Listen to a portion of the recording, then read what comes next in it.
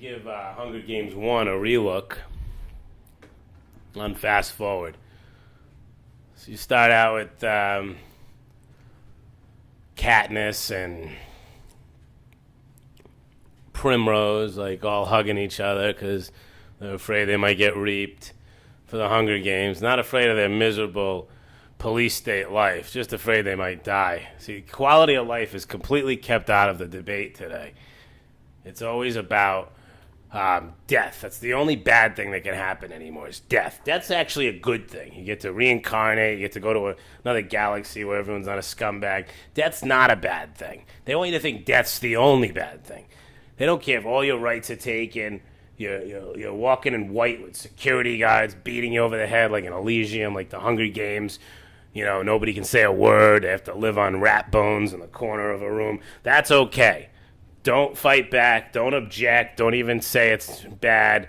Just wait until they're actually going to kill your daughter and you, and then you can be like, oh, no, this isn't right. They're killing me. I got to stop. That's the only time you're supposed to object in today's world. That's what they want to drill into your head. Death is bad because then it's over. Then you can't play PlayStation. Then you can't eat Snickers bars anymore. It's completely over when you die. They want you to think that. It's a very, very important. So now they got reaped. Katniss took over for Primrose. Peeta, the gay guy, and Woody Harrelson, the drunk, are on a train to the Hunger Games. All calm and demure, waiting for it to happen. What else? So, like, 30 minutes in, nothing's happened yet, except that they're going to the Hunger Games. They go to some fancy town where people have pink and purple hair, and we're supposed to be impressed. They get all groomed and medicaled up. Lenny Kravitz gets them ready for the Hunger Games. They do a couple of speeches, couple of interviews. They come out with the flaming dress. Everyone thinks it's cool. They got a flaming dress. The president, Snow, is pissed off because their dress is cool. And they stay in a fancy hotel before they go to the Hunger Games. And then Lenny Kravitz takes them to the Hunger Games. Oh, no, they're doing the training. I'm sorry. They're doing the training. I'm getting way ahead of myself. They're in the training. They're getting rated and ranked. It's a big ordeal. Getting all ready. Eating good food. Everything's nice before you go into the Hunger Games itself. Peeta gets to show off his skill where he can turn his skin into bark after 16 hours of painting it. That's going to help him when people are trying to shoot him and stab him, but whatever. Katniss makes her big defiance where she shoots an apple in the direction of them, but purposely not to hit them, just to kind of say, hey, screw you, I'm cool too. Doesn't really do anything realistic or anything, just shoots an arrow near the senator guys that run the government.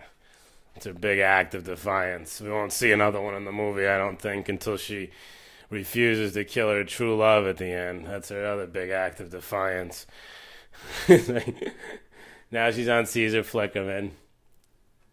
And it's just like totally taboo to act like you don't want to go to the Hunger Games. So you gotta be like kind of cool, and you know, it's kind of like what they want you to do at school. You know, if your guidance counselor touches your vagina or your penis, don't tell anybody. Just kind of like act cool about it. You don't want to be a rat. You don't want to be stupid. Just act cool. Okay? So they want you to do. So now Katniss and Peeta are talking. They're getting ready to go to the Hunger Games. Woody Harrelson's going to give them like one tip, like, duck, don't like let your head get hit by an arrow. And is this where like Lenny Kravitz gets beaten up and we don't know why? Like, now they're in the Hunger Games. They're a big open field, and they're all going to run to get weapons and kill each other, while the corporate people or the government workers try to fuck them up with some digital shit in the backdrop, as if they need it. I mean, they're already ready to fuck each other up, because that's their life. Katniss runs away, doesn't do any killing, just hides out with no particular plan. Hides out in a tree and watches everyone die. She sits up in the tree and watches everyone die for a while. No particular plan, just sleeping. Now they're trying to chase her with fireballs so she doesn't sit up in the tree till the Hunger Games are over. They chase her and they run her off town, and she ends up high in a tree, and the other guys are trying to kill him with Peeta, who's pretending to be against her, and they're believing it. And they wait for her to come down the tree, but she gets smart and sends the bee's nest after them and gets a little care package from Woody Harrelson and gets them with the bee's nests. Where's Peeta, though? I never got that. I'm watching it in fast motion. Peeta get away from the bee's nest? Is he not there? Oh, he must have got away. All right. Okay, so now what? Has a little flashback with Mom. Sees a little black girl in school and doesn't kill her, even though she's supposed to kill her and will eventually have to. Try to takes her under her wing. That's cool. I mean, that part's kind of cute. The little black girl takes her under his wing. Nice girl. Tries to help her out, get her through it. You know, they got a 7-year-old girl they're trying to kill in the Hunger Games. 13, I'm sorry. 13. She's probably 13. That's the target demographic of this movie. 13-year-old kids. They want you ready right before high school. Of course, she gets killed brutally and dies in Katniss's arms because that's fun entertainment. It's fun to see the nice, cute, sweet black kid get shot to death. You know, it's typical inner city stuff we're supposed to expect there. Let's see what's next here.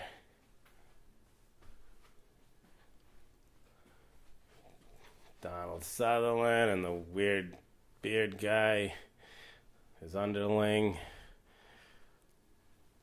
I think that guy dies, right? He's replaced by Philip Seymour Hoffman, or they're in the cave. Peeta, they kiss finally. You know, after 30 scrapes with death, they finally get a little tongue in. They're in the cave still. Her hunky boyfriend back home doesn't like seeing them in the cave like that. Fights this really tough bitch, like the total head cheerleader bitch.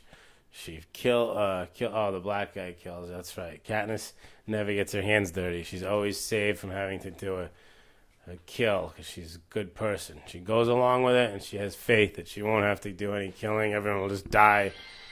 And she's right. They all die. 2 hours in, nothing's happened yet. Now they're fighting. They're running from these giant werewolf fucking dog lions. The tough jock, head of the football team, trying to kill him. They kill him. They're happily ever after. But then the Hunger Games leaders want them to take one of each other's lives. But that's when it's like, it's too much. I won't kill my lover. I'll kill myself first. So they threaten to kill themselves so they don't have to kill their lover.